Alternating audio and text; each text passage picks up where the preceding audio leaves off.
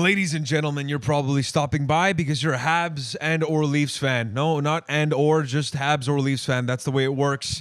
Game 4 of this NHL series, this magical, this mystical series between an original 6 team, and Game 4 is supposed to be one of those games that's pivotal, especially when it's 2-1. And the Habs needed to come back with a response. And guess what? They get blanketed. You know what blankets are?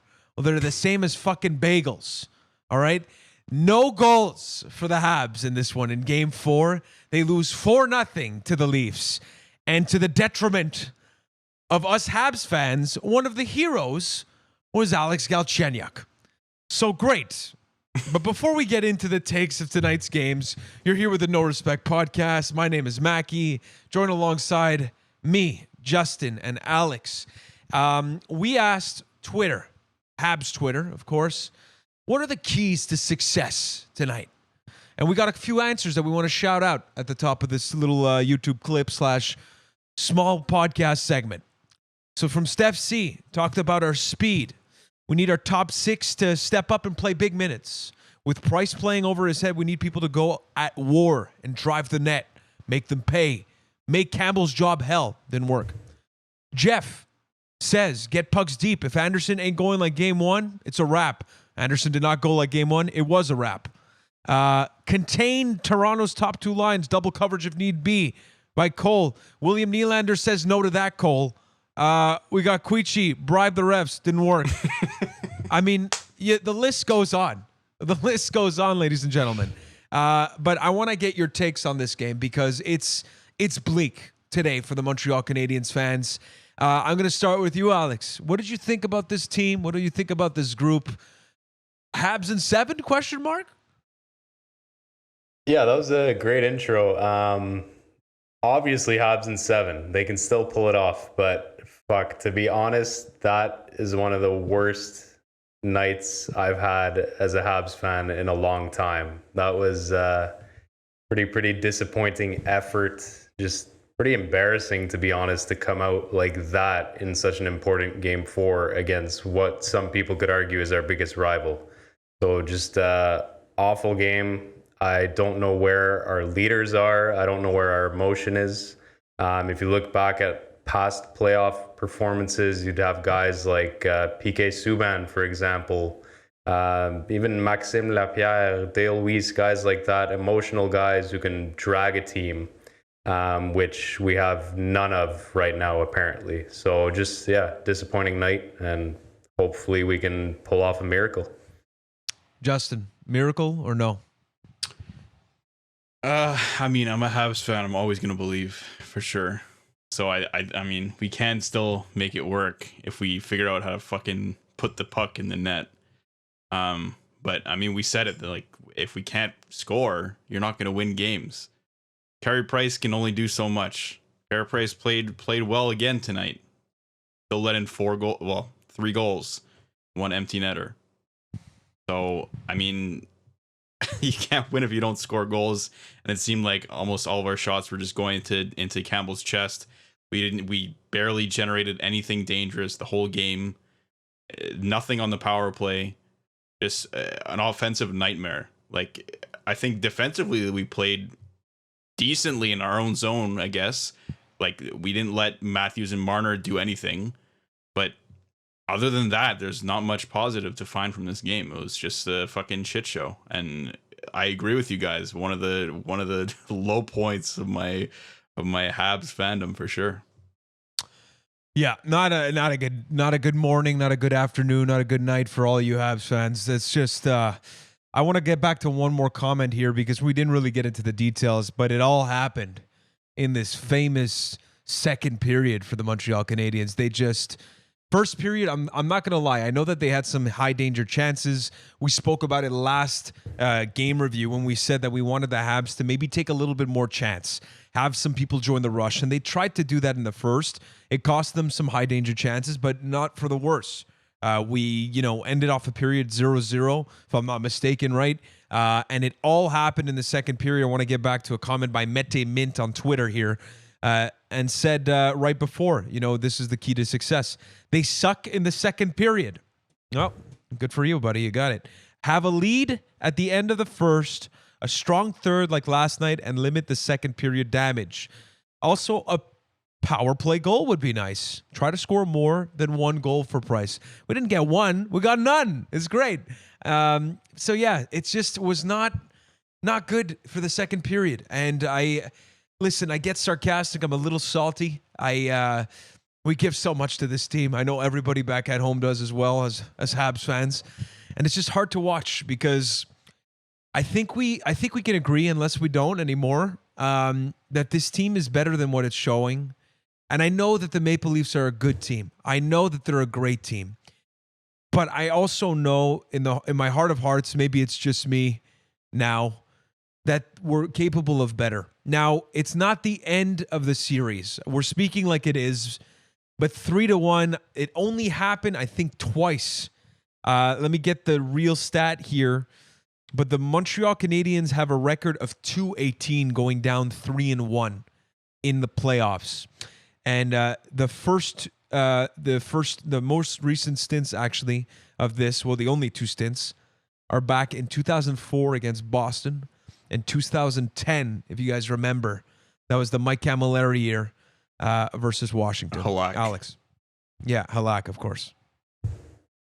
Yeah, and like you said, the Maple Leafs are a better team, and we all knew this on paper that they were a better team. But again, it just seems like there's no drive to even try to make it a close game other than from Carey Price. Again, in past years, often when we make the playoffs, we're usually the underdog. And you have guys who decide, like, you know what, this is my chance to make something happen, maybe win a cup. This might be the only shot in my career, so I'm going to try to do something. And I know our current leadership core of, I'd say, Weber and Gallagher, they are probably playing injured. This could play into it, but we need more from them. I'm saying probably injured. They absolutely are injured. But again, like, if you're demanding to play and you want to be in the lineup for the playoffs, you have to show something. You have to lead by example and make something happen. And that's just absolutely not happening. So it's disappointing. We said last episode, or at least I said, that I want to see us rely on our youth. And I mean, they seem to get more playtime tonight. They created some chances, but that didn't really work either. So, yeah, I don't know. I'm a bit at a loss. I don't really see a way out of this series, but again, we'll keep hoping and pray for a miracle. Justin, before you answer here, this is the only silver lining here, is that if the Habs pull this off, okay, it's going to be the sweetest. There's no option anymore. It's going to 7 games. It wouldn't have been, we talked about, Game 1, we were saying in our private group chat that it could have been a sweep for the Habs if we won Game 2. Obviously, it hasn't been the case. But now it's going to go to Game 7. And if we win the series in Game 7, obviously, can you imagine this city? I'll tell you right now, if we win Game 7, the cup is ours. That's all I'll tell you. Will it happen? No. But I had to say that. Justin, follow up. Yeah, I think it would have been really sweet also if we had come back to win this game after Hyman had missed that empty net chance. I was thinking about that as well. Yeah, I saw that and I was in a terrible mood, and then I saw him miss the net and I just lit up and I was like, if we win the game right now, this will be the most Leafs thing to happen ever. Mate, you know what's crazy? He missed that empty net, and then we went ahead and got maybe 2 shots on net and closed out the last 5 minutes of the game, and that was that. Yeah. Yep. Yeah. It was a pretty impressive display. Yeah. Yep. Silver linings everywhere in this episode. Is crazy. It's just insane. Yeah, folks, I really don't know what to say if you're a Habs fan. If you're a Leafs fan, there's a lot of things that you liked. You like Morgan Rielly's play, I'll tell you that much. Morgan Rielly has really stepped up for this group. Alex Galchenyuk, we watched this kid score 30 in a season that didn't mean anything. We loved him since he was 18 years old. We grew up with him kind of being that 3rd overall pick, the guy that was going to save us. And if he finds his stride with the Maple Leafs, we said this before on our podcast, man, That one's going to sting for the Habs. But listen, it's the Leafs series to lose right now. It's as simple as that. They have us in a chokehold, and it's going to take a miracle. It's really going to take some kind of one. I need a steal. I need a steal of a game. It might be Carey Price. It might be a Nick Suzuki hell of a performance. That's what I need to look for next game. Just some kind of spark of hope. It starts with next game, one game at a time. It's a cliche. But, you know, Jeff Petrie at the end of the game said that I don't think anybody has given up. They all know what position they're in, and he doesn't think that anybody has given up. So that's a good point. What are your keys to trying to turn this series around, Justin? You go ahead. Score some fucking goals. That's it. Like Anyway? No, but literally, I think the rest of our game is not bad against the Leafs. Like we're playing decently defensively. We're shutting down the big guys. I mean, other than like Nylander, who's been hot obviously this series, and this game we let up some odd man rushes that obviously hurt us. But we've been pretty decent defensively. If we could just score 3 or 4 goals in a game once in a while, maybe once or twice in this series, we might have a win or two. Like or we might have more than one win. So, I mean, it all comes down to that. And even to say more about Carey Price, like he's been standing on his head. We should be able to win games with him doing that. So it all comes down to the offensive zone and being able to generate offense there. Alex. I think it really hurts Montreal that there were no fans for these games, because I think we're a team that historically has always just thrived on the emotion of the playoffs. And we've had people step up with the crowd behind them and just make something happen. Everyone just looks like a passenger right now, and no one really wants to grab the game by the neck. And it's just depressing to watch, honestly. So yeah, I think someone has to show emotion, take that leadership role, and do something. Yep. I know this is a game of hockey, but we give so much attention, so much love during these playoffs. We come back to our magical runs in 2014 and all of these things, and you can't help to be disappointed, even though that this was a matchup that on paper the Montreal Canadiens should not win. We still have hope. 3-1. It's not over.